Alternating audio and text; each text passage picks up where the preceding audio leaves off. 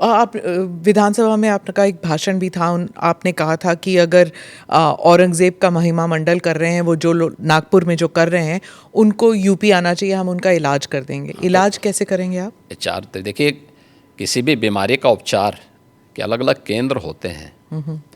तो यूपी ऐसे लोगों को बहुत अच्छा उपचार देता है। उनकी जैसी डिमांड होगी उस प्रकार का उपचार दे देंगे। महाराज, आपके राज्य में क्या मुसलमान सुरक्षित है?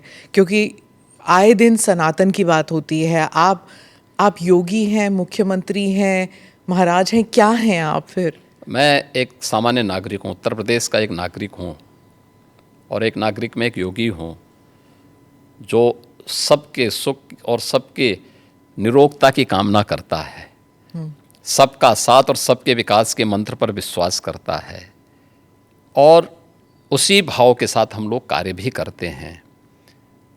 आप मुझे बताइए, दुनिया की सबसे प्राचीनतम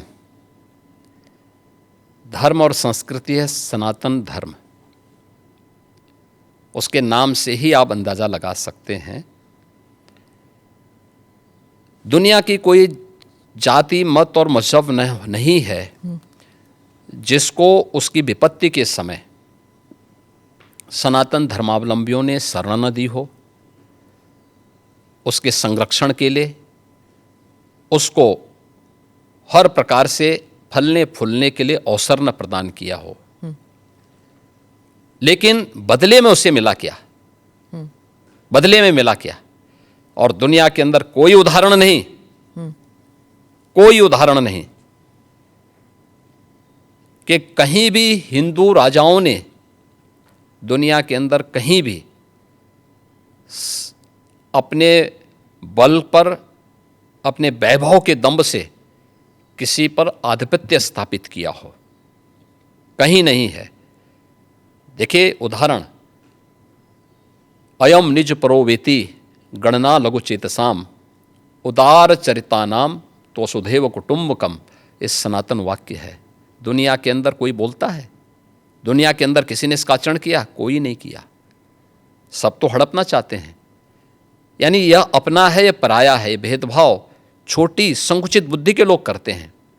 उदार चरित्र के लोगों के लिए तो पूरी दुनिया ही एक परिवार है। इस भाव के साथ सनातन धर्मावलंबी ने हमेशा काम किया है, और आज भी उदाहरण देखने को मिल सकता है कि 100 हिंदू परिवारों के बीच में, 100 हिंदू परिवारों के बीच में एक मुस्लिम परिवार सबसे सुरक्षित रहता है। उसको इसके पर्व और त्योहारों को, उसको अपने सभी मजहबी कर्मों को करने के लिए, या जिस मत और मजहब या संप्रदाय या सेक्ट का अनुयायी होगा उसको उस परंपरा के अनुसार अपने सारे धार्मिक मान्यताओं या उपासना विधि को पूरी स्वतंत्रता होती है। लेकिन मैं कहता हूं 100 परिवारों के बीच में, एक हिंदू की बात तो दूर करिए, 100 मुस्लिम परिवारों के बीच में 50 हिंदू सुरक्षित रह सकता है क्या? नहीं रह सकता। अब बांग्लादेश आपके सामने उदाहरण है, इससे पहले पाकिस्तान उदाहरण था, अफगानिस्तान में क्या हुआ था। ये चीजें दिखाती हैं, और होशियारी यही है कि कहीं धुआं उड़ रहा हो या किसी को ठोकर लग रही हो तो हमें ठोकर लगे इससे पहले हम संभल जाएं। तो वही संभलने के लिए बोला जाता है। हम तो सबके बीच सबको समान भाव से देख रहे हैं। उत्तर प्रदेश में मुसलमान सबसे ज़्यादा सुरक्षित है, सबसे ज़्यादा सुरक्षित है। अगर हिंदू सुरक्षित है तो वह भी सुरक्षित है। अगर दंगे यहाँ यूपी में होते थे जो 2017 के पहले, अगर हिंदू की दुकान जलती थी तो मुसलमान की भी जलती थी, हिंदू का घर जलता था तो मुसलमान की भी जलती थी। और 17 के बाद से दंगे बंद हुए। अगर हिंदू सुरक्षित है तो मुसलमान भी सुरक्षित है। और दूसरा जो मैंने कहा कि इतिहास में कोई उदाहरण नहीं बता सकता कि अपने बल से, अपने वैभव से किसी हिंदू राजा ने किसी देश पर जबरन कब्जा किया हो, कभी नहीं। इतिहास इसका उदाहरण है, आप उठा के देख सकते हैं। भगवान राम लंका में गए और लंका में रावण पर विजय प्राप्त करके लक्ष्मण को वहाँ के वैभव को देख के थोड़ा मोहित हुए। भगवान राम ने कहा नहीं लक्ष्मण, उन्होंने उनको एक ही बात कही, और मुझे लगता है कि आज की पीढ़ी के लिए बहुत प्रेरणादायी है जो उन्होंने उस समय कही थी। लक्ष्मण जी को जो प्रेरणा, जो निर्देश भगवान राम दे रहे हैं लंका के बारे में, अपि स्वर्णमयी लंका न मे लक्ष्मण रोचते, जननी जन्मभूमिस्य स्वर्गादपि गरीयसी। कि लक्ष्मण, लंका भले ही सोने की क्यों न हो,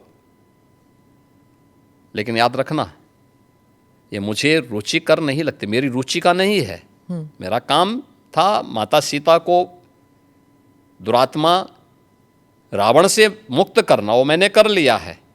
अब हमें यहाँ से निकलना है, क्योंकि जिस माँ ने जन्म दिया है और जहाँ हमने जन्म लिया है उससे बढ़कर के दूसरा कोई भी, स्वर्ग से बढ़कर के उपभोग दूसरा हो ही नहीं सकता, इससे बढ़कर के उपभोग हो ही नहीं सकता है, चाहे वो स्वर्ग ही क्यों ना हो। और इसलिए हम यहाँ नहीं करेंगे। ये उदाहरण मैं इसलिए दे रहा हूँ जिसलिए जो सनातन धर्म पर प्रहार करते हैं उनकी आंखें खुलें, वो देखें। उदाहरण हमारे सामने पर्याप्त हैं और ऐसे अनेक उदाहरण आपको समय समय पर मिलेंगे।